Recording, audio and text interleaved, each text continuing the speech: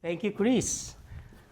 Okay, I was encouraged to give my helicopter and anyway, and my cars. Anyway, so welcome once again to our fellowship and service, and we are now on our last part of our series, Let's Align. So this is important for us, but because I believe that just like many others, they are making New Year's resolution whenever the New Year comes. And well, nothing's wrong with that, but we are encouraged to be aligned in whatever area need to be aligned. God encourages us to do that, knowing that the whole year will be guided by Him. Okay? So, our series objective, hopefully we meet that objective.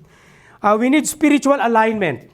Okay? Aligning our hearts, mission, character, and plans with God's will so we can walk in blessing and purpose throughout 2026. We have a slide for that. So the series objective. Yes, this is important, our hearts, mission, character, and plans. So we talked about that in the past Sundays, and today, the last topic that we're going to have is the plans. Okay? Hearts, yes, our hearts, mission, character, and plans with God's will so we can walk in His blessing and purpose throughout 2026. So this is the last Sunday of January. Wow. As if we're just celebrating the new year, then it's the last Sunday of the month. Okay, so for the past weeks, we talk about being aligned, okay, our character. So three important things, okay, mission alignment, Pastor June talk about that, self-alignment, presenting ourselves to God as a living sacrifice, and today we'll be talking about plan alignment. Okay, so last Sunday, we talked about the conclusion is when our lives are offered before God as a living sacrifice, we gain clarity of His will and find alignment with His good, acceptable, and perfect plan. So we want that. Okay, we want that our plans will be acceptable, good, and perfect. But apart from our relationship with God, it will never happen. Why? Because He is the one who is aligning us for our best. We might have our ambition, we might have our plan, but you know what? In one way or another, God is going to intervene if that plan that we have will destroy us. He knew the last part of that. He knew the end. But whenever we are in a situation that seems we are confused, He is there to give us clarity with regards to the plans and ambition or vision that we have. We talk about that in Romans chapter 12, verse 1 to 2. It says, I appeal to you, therefore, brothers, by the mercies of God, to present your bodies as a living sacrifice, holy and acceptable to God, which is your spiritual worship.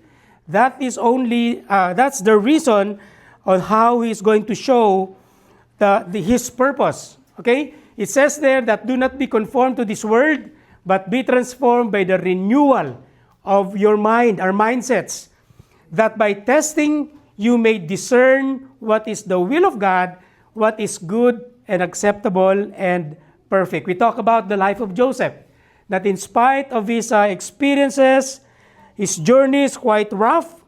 It was God's way of aligning him to His plan of saving Israel and His children from famine, and eventually to inherit the promised land. Indeed, He is faithful to His promises. So, if you are, I really encourage you to be interested in reading the book of, the life of Joseph in Genesis, chapter 37 up to chapter 50. And I believe you will be encouraged. And in some scholars, He is also a type of Jesus Christ in the Old Testament. Okay, betrayed by His brothers, okay, sold to slavery. So there are a lot of similar incidents in the life of Joseph and in the life of Christ.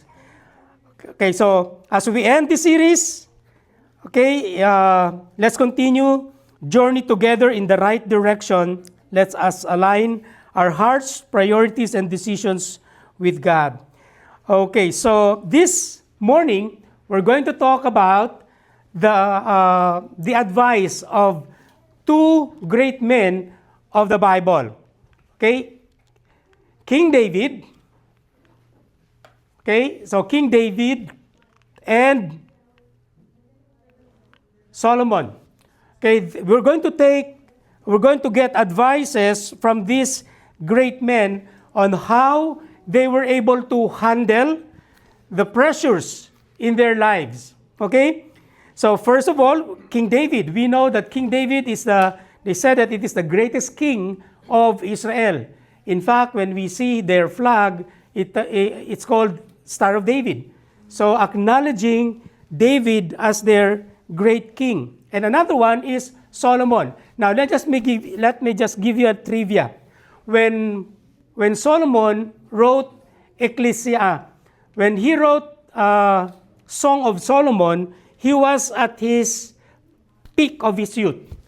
Okay, he was. That's why you will, when you read Song of Solomon, it talks about his relationship with his wife, should I say, and describing the things that are happening in that relationship.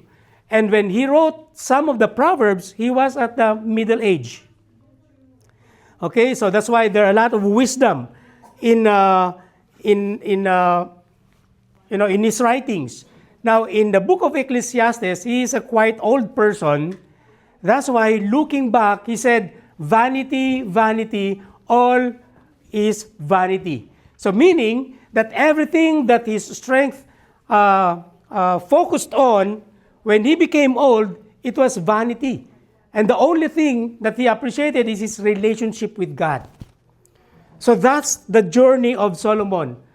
And praise God, a lot of young people today know the Lord, because when you get old, you will say that your life is in vain. You experience vanity, but you will appreciate coming to know the Lord. You appreciate life.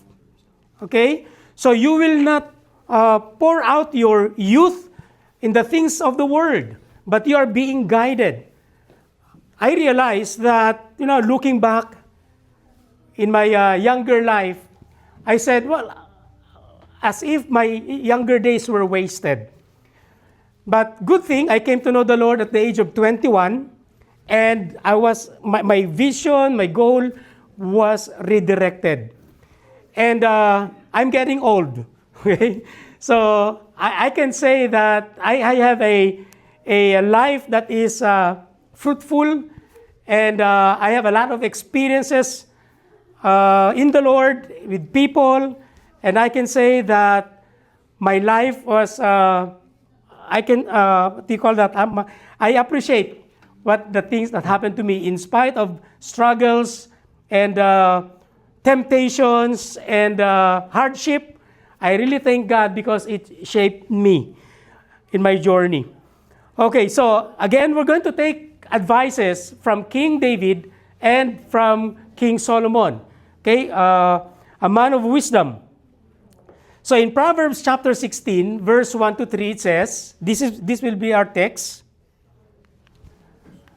Okay, let us all stand up as we read these passages.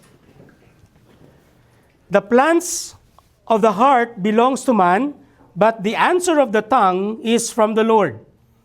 All the days of a man are pure in his eyes.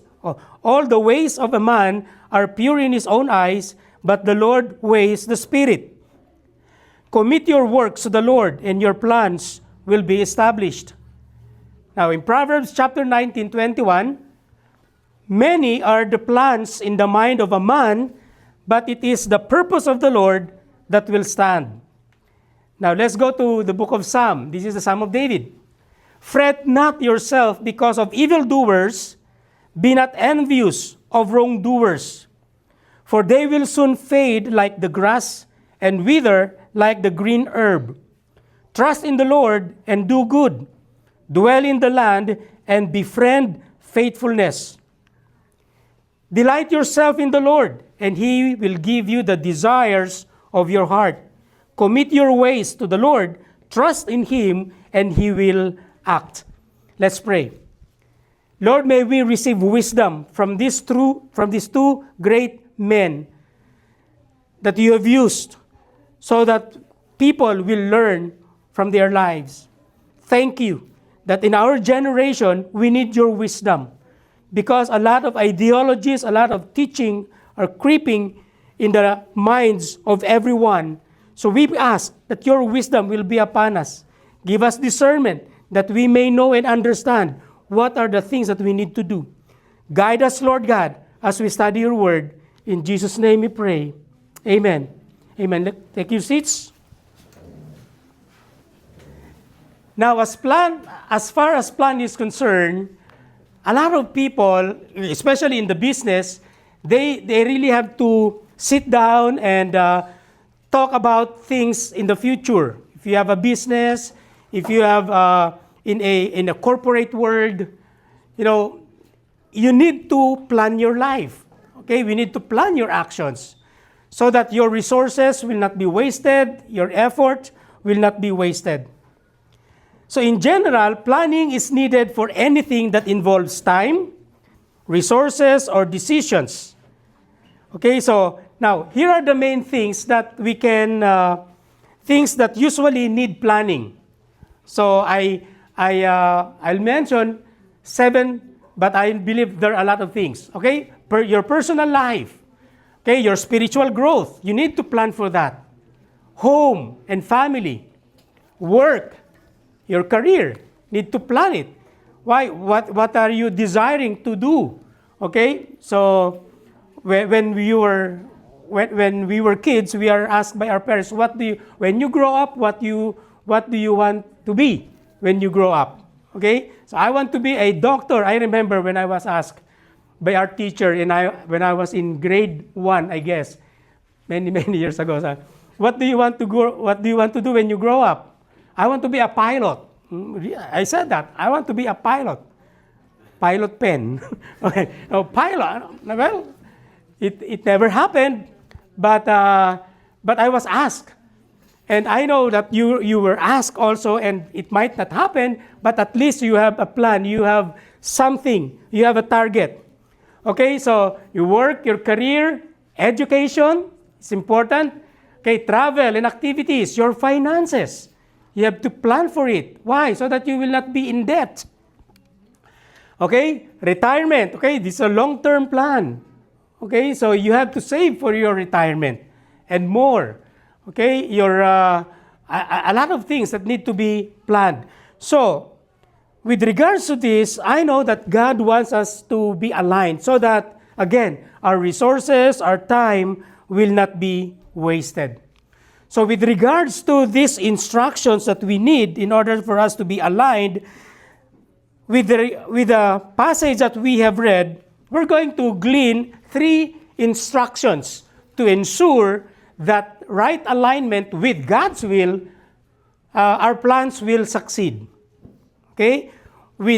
As we align ourselves to God, just like what He said. Okay? Delight yourself in the Lord. Let your plans be acknowledge God's work in your plan, and you will succeed.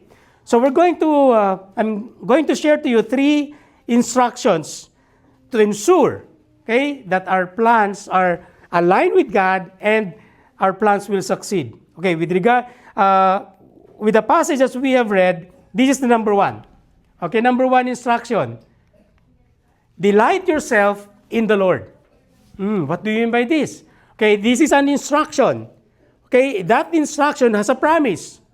And He will give you the desires of your heart. Wow. When we read this, I guess perhaps at a first glance, it can sound like if I love God, I'll get what I want. Right? If I delight myself in the Lord, I'll get what I want. But that's not really what the psalmist is saying. So here, it means delight yourself in the Lord. This means finding your deepest joy, satisfaction, and security in God. Not just obeying rules, but genuinely valuing a relationship with Him. This is important, valuing your relationship with Him. When we say that He is the Savior and Lord, that's important. Okay, Savior. When we end our lives in this world, since He is our Savior, there is eternity that is waiting for us.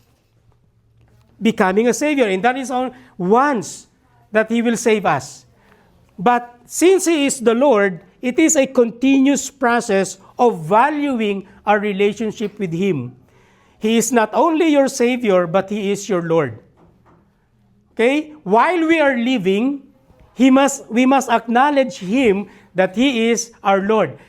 Because it says there that He is the Lord of all or not at all. You know, in many religions, when there are a lot of gods they worship, it's easy for them to receive Jesus. Why? Because they will only add to their many gods.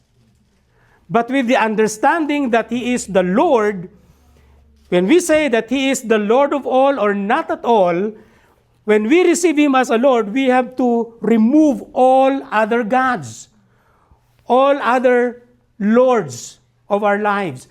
So He is to be enshrined and enthroned as our Lord. New master, new leader, the one who calls the shots, the one who directs, okay, the one who is at the driver's seat, not us. Okay? So, when we talk about our relationship with Him, we have to value it every day. So, what do we mean? We have to trust Him, we have to be close with Him, and to be aligned with His purpose and with His will. Matthew chapter 6, when we are taught to pray, it says, "Your will be done on earth as it is in heaven." God's will be done in our lives, in our families, and I believe we pray that in the nation, His will be done. So, this is important, again, valuing our relationship with Him. Okay, then, it says there, He will give you the desire of your heart. So that's the instruction, and now there is a promise, there is a blessing. He will give the desire of our hearts. If our deepest joy and satisfaction and security is in God. So God fulfills the longings of a heart, okay, that finds its deepest satisfaction in Him. He knew it. Okay, He knew our hearts. Okay? If our deepest satisfaction, if our deepest joy is in Him, He knew it. Okay?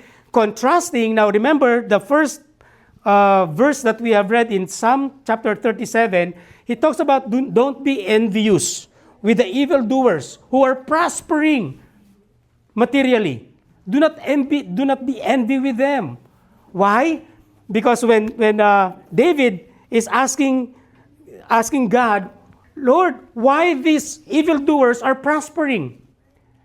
And David said, "Now, not until I come into the presence of God, then I knew what is about to happen to this evildoer."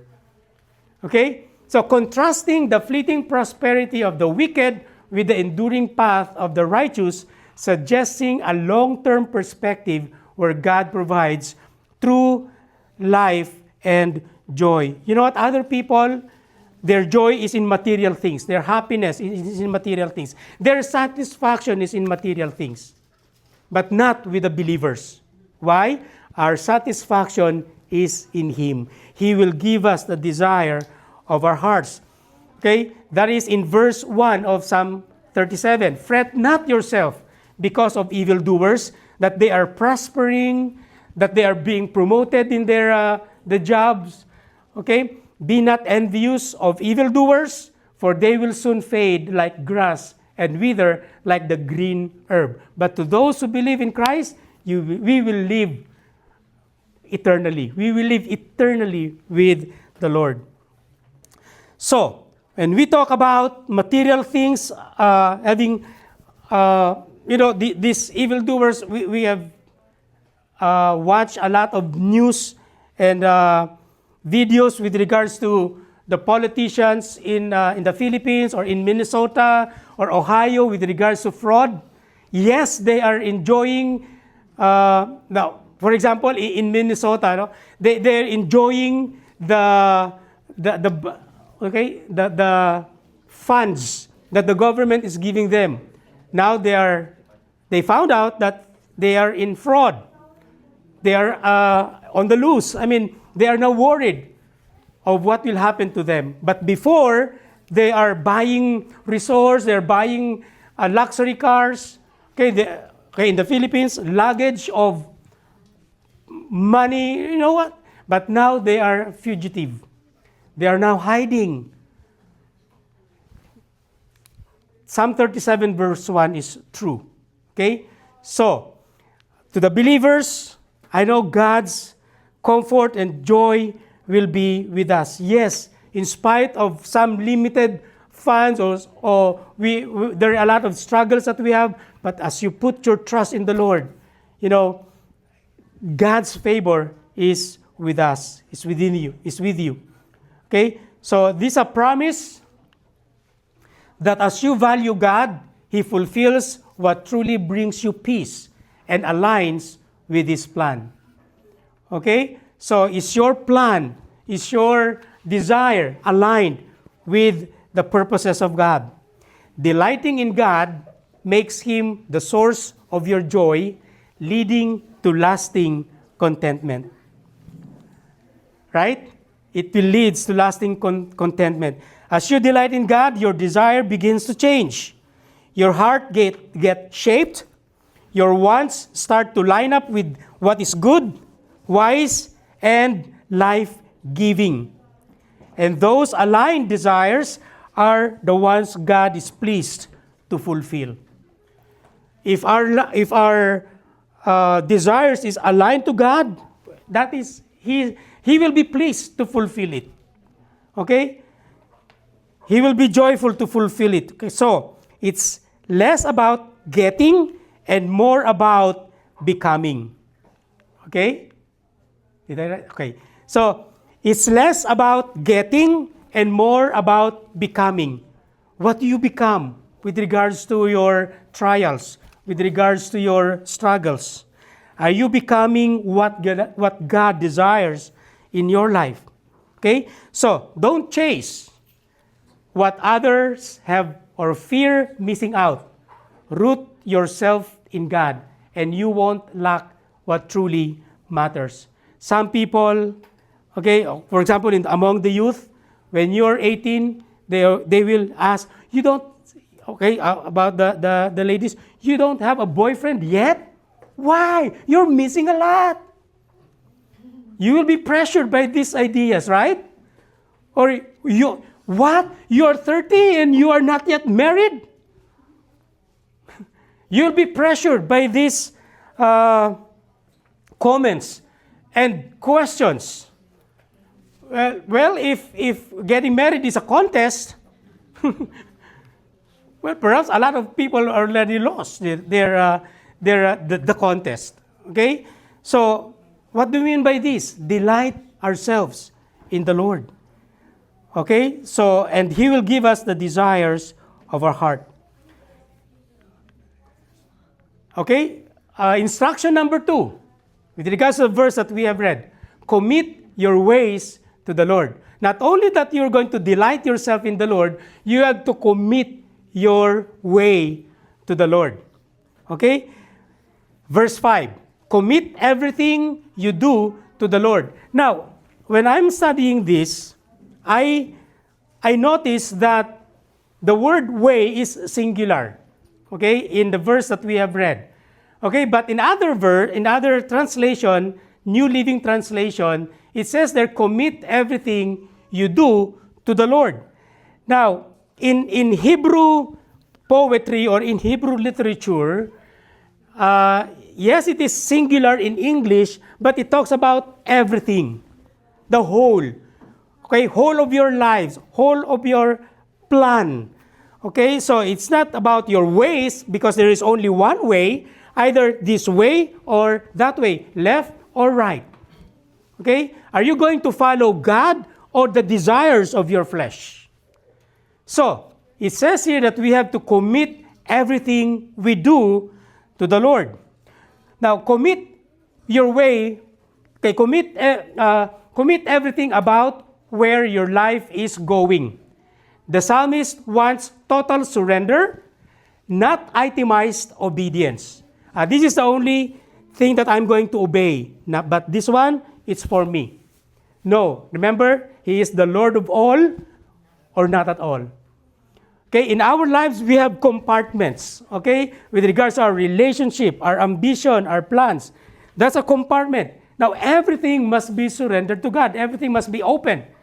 Where the Lord points that that area is not according to His plan, then we have to look at ourselves and ask God, Lord, give me wisdom so that my plans will be aligned to you. Okay? So, we have to commit our ways to Him. Even though a person has many actions, okay, in the Hebrew word, Hebrew commonly treats life as one path, not many separate roads. Okay? It says here, don't just hand God a few choices, hand Him the whole direction of your life. Are you following the Lord or not?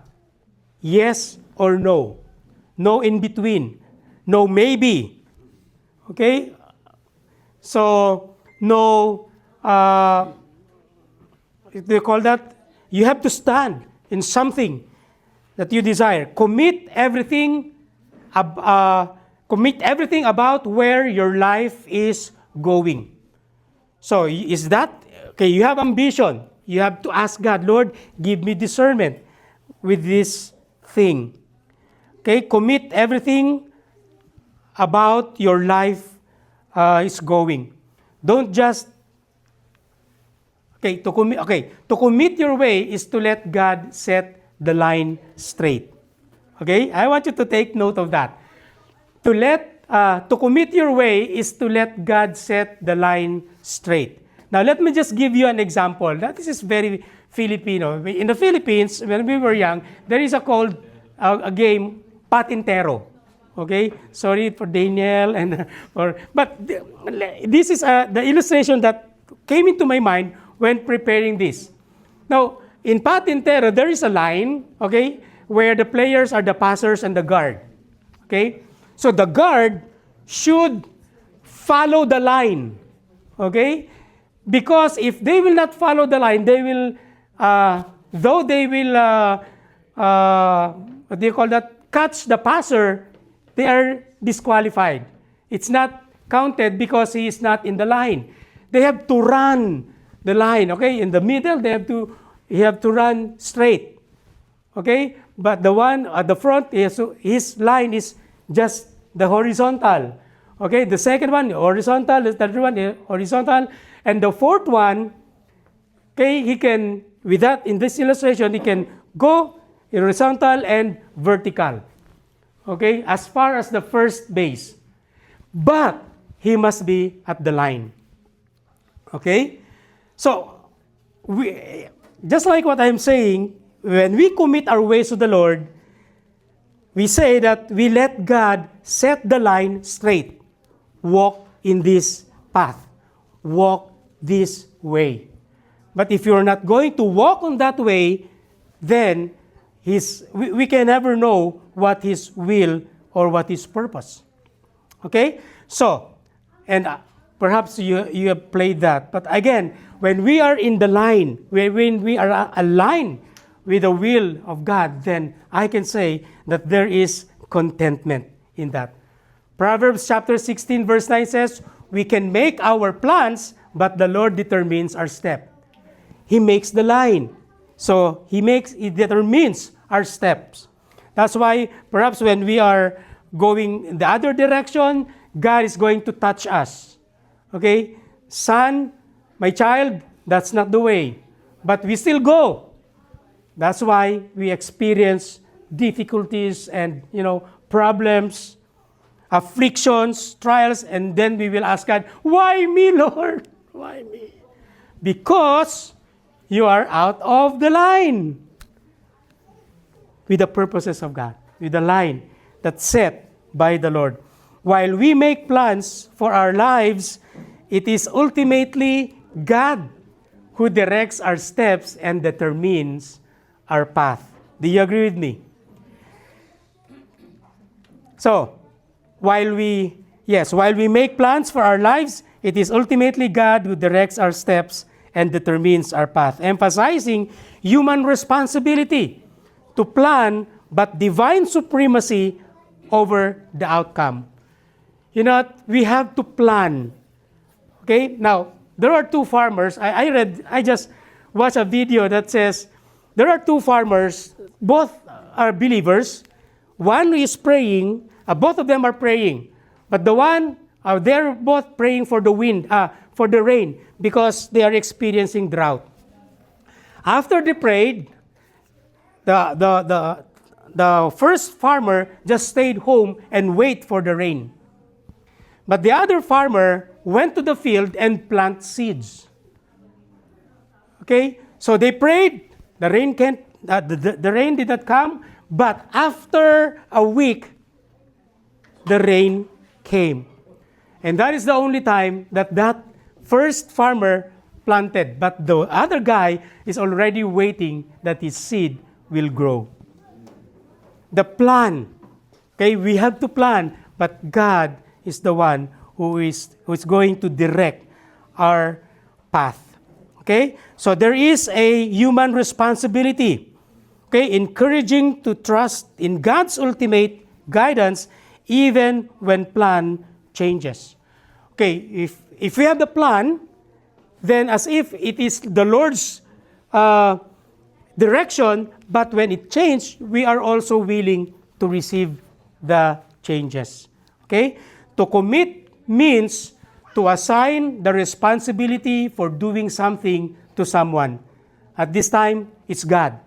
Committing our ways. Okay? To assign responsibility for doing something to someone. We are asking God, Lord, have your way in me. I remember that song, Lord, have your way in me. So that's a prayer. Okay? We sing that, but it's a prayer of our hearts. Another story, there was a kid that boarded on a plane.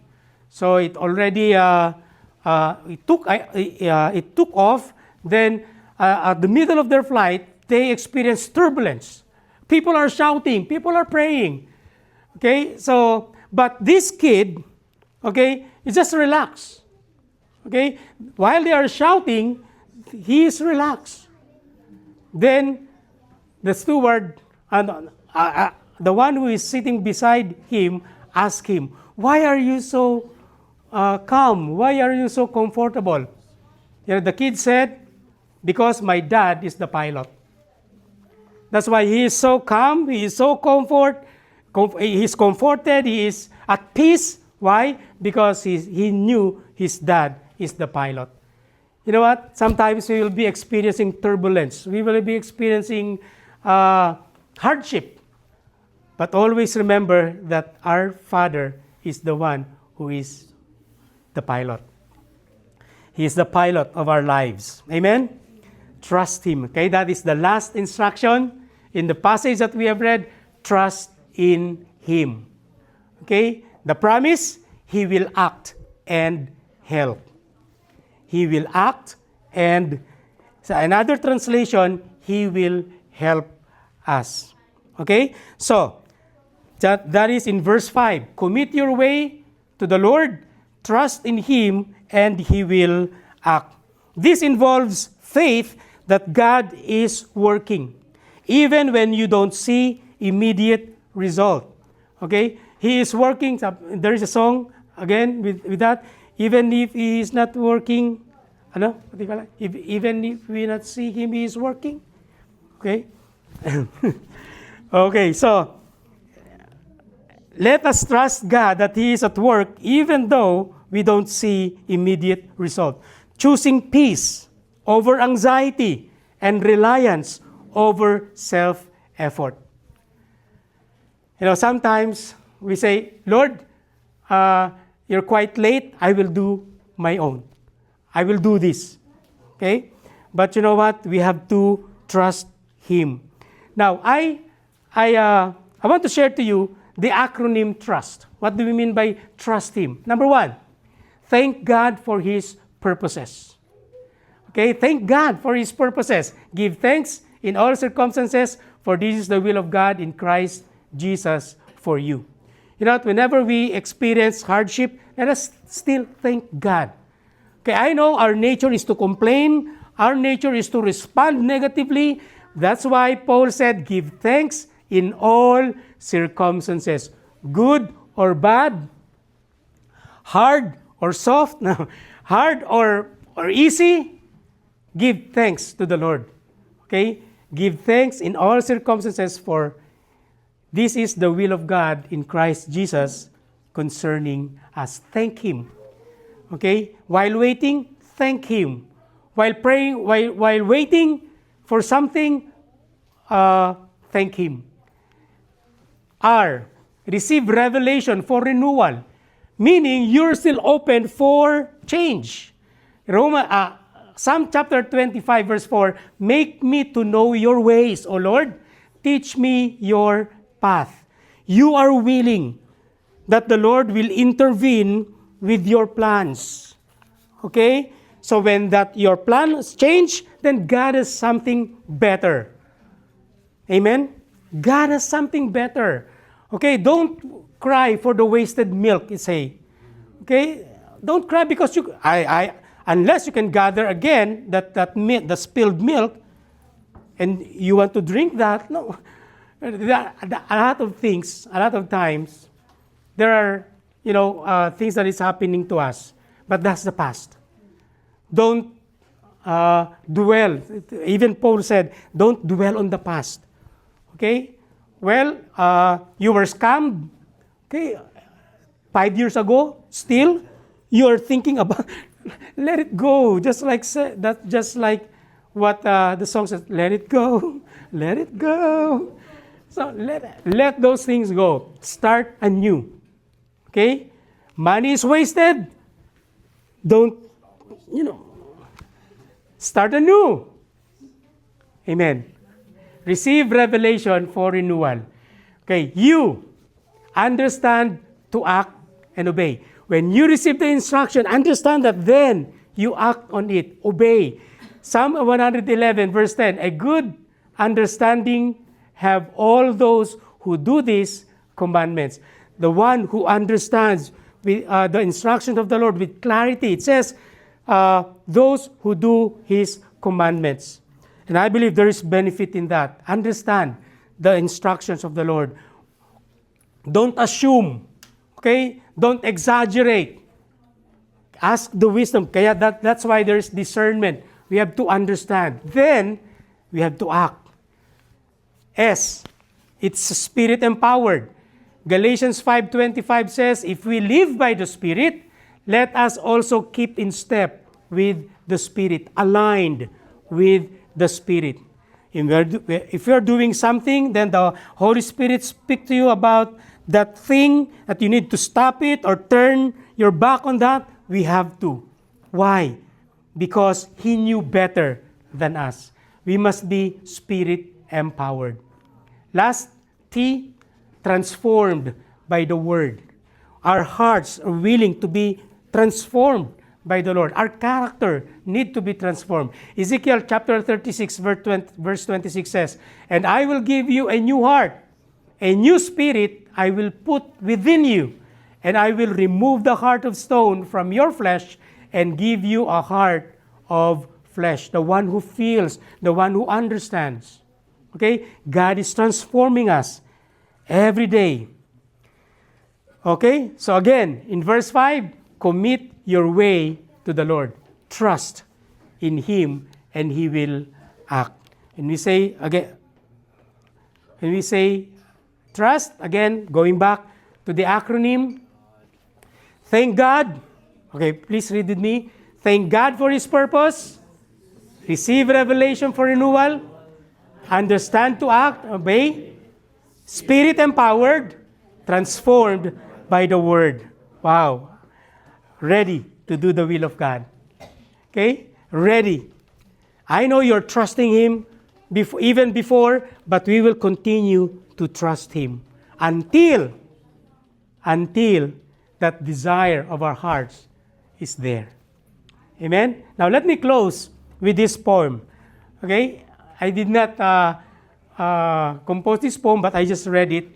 Aligning with God. It says there, to fall in love with God is the greatest of all romances. To seek Him is the greatest adventure. To find Him is greatest human achievement. To trust in His wisdom is the greatest comfort. To follow His path is the greatest journey. To serve in His name is the greatest honor. His love is our greatest treasure. His mercy, our greatest gift. And His truth, our greatest guide. In His embrace, we find our true home. In His presence, our deepest peace. And in His light, our clearest purpose. So, when you're aligned with Him, you will know. When you're aligned with the purposes and with the will of God, you will know. Amen? I believe we are prepared. We are ready. We are being prepared. God is preparing us. God is preparing our character, our purpose, so that whenever He answered our prayers, He is there, putting a line, and He says, this is the way, follow me. Amen? Let's pray. Hallelujah. Lord, thank You that indeed it is our great achievement, Lord God, that we are serving You. That trusting in Your wisdom is our comfort. Because there are a lot of wisdom, they say, in our generation. New ideologies, they say, but it's against You. But we can rely on Your wisdom for comfort. And even as we seek You, Lord God, finding You is a great adventure.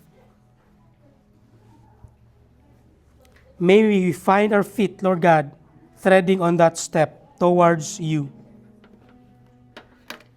You have said in Your word that there are two paths. One is narrow, one is wide.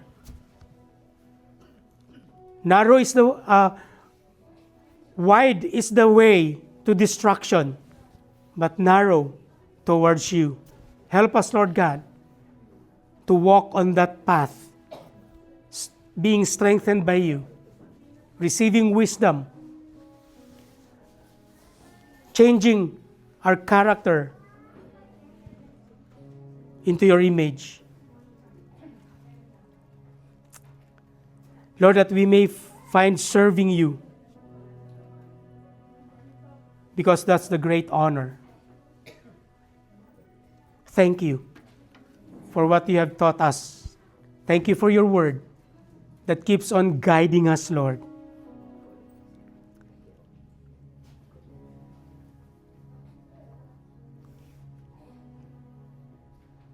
A new day, a new month will come.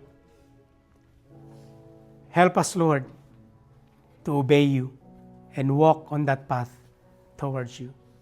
Thank You, Jesus. And I pray for my brothers and sisters, Lord, that You will reveal Yourself to them.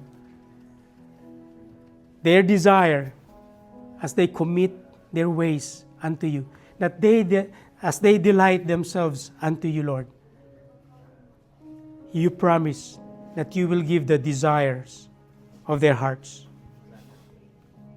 Thank You for what you are preparing for them, for each and every one of us, Lord, as we trust you. Guide us, Lord. Thank you. In Jesus' name we pray. Amen. Amen. Now we're